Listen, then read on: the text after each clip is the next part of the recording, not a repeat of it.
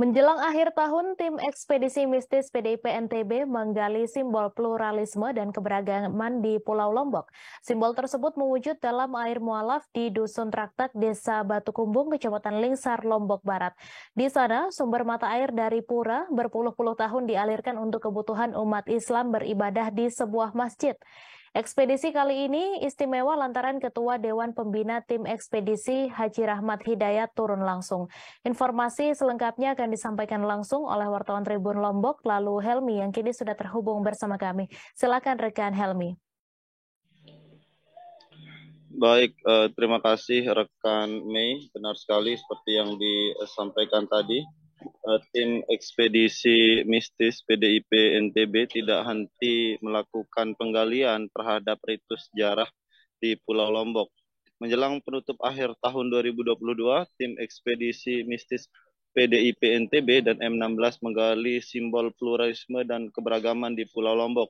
Simbol tersebut mewujud dalam air mualaf di Dusun Traktak, Desa Batu Kumbung, Kecamatan Lingsar, Kabupaten Lombok Barat. Di sana, sumber mata air dari pura yang telah berpuluh-puluh tahun dialirkan untuk kebutuhan umat Islam beribadah di sebuah masjid yang berada di sisi pura. Ekspedisi kali ini istimewa lantaran Ketua Dewan Pembina Tim Ekspedisi Mistis PDIP NTB Haji Rahmat Hidayat yang juga anggota Komisi 8 DPR RI hadir dalam kegiatan tersebut. Haji Rahmat Hidayat didampingi Ketua Tim Ekspedisi Haji Ruslan Termuzi dan Dewan Pakar Tim Ekspedisi diantaranya Dr. Saipul Hamdi dan Dr. Azrin. Hadir juga anggota fraksi PDIP DPRD Lombok Barat, Dapil Narmada Lingsar, yakni Haji Sardian. Kedatangan tim ekspedisi disambut pemuka agama Islam dan pemuka agama Hindu di Desa Batu Kumbung. Kepala Desa Batu Kumbung, Haji Wirya Adi Saputra, kemudian memandu rombongan menuju Pura Pancor Munjuk di Dusun Traktak. Di pura yang dibangun pada tahun 1918 inilah terdapat sumber mata air Pancor Munjuk yang kini disebut air mualaf. Saat tim ekspedisi tiba, sudah menunggu di sana Ketua Kramapuras Imade Putra Usada, sekaligus Ketua Banjar dan para pemuka agama Hindu, pemuka agama Islam, kepala dusun, dan sejumlah tokoh perwakilan warga. Dengan dipandu Ketua Kramapura, tim ekspedisi kemudian melihat langsung sumber mata air mualaf yang berada di bagian paling atas pura. Sumber air itu kini sudah ditata dan terlindungi dalam lingkaran beton mirip seperti lingkaran sumur. Di dalamnya air jernih terus menguar dari dalam tanah, tak pernah mengering semenjak pura itu dibangun pada 1 abad silam. Dari sumber mata air ini, air kemudian dialirkan melalui saluran yang dibuat khusus di bawah tanah ke 2 kantung reservoir. Dari sana, air dibagi ke tempat pemandian umum yang digunakan baik oleh warga Hindu maupun Muslim.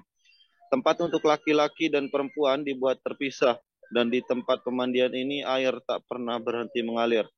Di sini, sebuah reservoir khusus dibuat untuk mengalirkan air ke Masjid Hidayatul Islam yang berjarak 300 meter dari Pura Pancor Munjuk.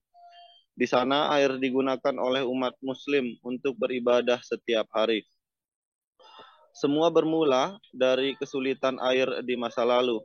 Saat Masjid Hidayatul Islam dibangun secara sederhana, sumur yang dibangun oleh umat Muslim pada waktu itu di dekat masjid tidak memiliki air bersih yang memadai, sehingga hal tersebut menyulitkan umat Islam yang hendak melaksanakan ibadah. Tokoh masyarakat Hindu dan tokoh masyarakat Islam kemudian berembuk. Semenjak saat itu, air dari Pura Pancor Munjuk dialirkan ke Masjid Hidayatul Islam. Semula dengan cara yang sederhana, baru pada tahun 2016, sistem alirannya dibuat menjadi lebih bagus dengan menggunakan jaringan perpipaan dan reservoir yang bisa disaksikan masyarakat saat ini. Dahulu, saat pura dibangun pada tahun 1918, 4 orang leluhur mereka datang dari Karangasem dan bermukim di sana. Dari 4 leluhur inilah jumlah warga terus lahir dan bertambah beranak pinak. Dalam perkembangannya, warga kemudian sebagian memeluk agama Islam, sebagian lagi tetap memeluk agama Hindu. Dan bahkan pernikahan warga di antara kedua pemeluk agama pun juga terjadi.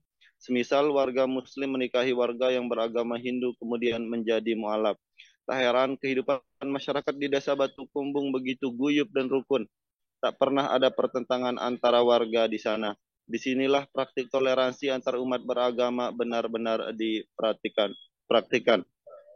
Sebagai contoh, misal saat warga yang meninggal, begitu ada pengumuman berita kematian di masjid atau musola, umat Hindu kemudian akan secara serentak mengumpulkan uang duka untuk membantu keluarga Muslim yang sedang ditimpa musibah. Pun sebaliknya, saat umat Hindu yang meninggal, hal serupa juga dilakukan oleh umat Muslim. Begitu pula saat ada acara hajatan, mereka saling membantu satu sama lain. Antar kedua umat beragama pun saling menjaga satu sama lain, menyadari bahwa mata air dari Pura Pancar Munjuk dialirkan ke Masjid Hidayatul Islam untuk kebutuhan umat Islam beribadah, maka leluhur umat Hindu membuat aturan yang sangat tegas bahwa tidak boleh ada upacara yang menghadirkan daging babi di pura. Di pura ini, babi tidak boleh ada, tidak boleh juga didatangkan atau dibawa untuk disembelih, atau dagingnya diolah, dimasak, lalu disantap baik oleh perorangan maupun bersama-sama. Larangan itu masih terjaga hingga kini.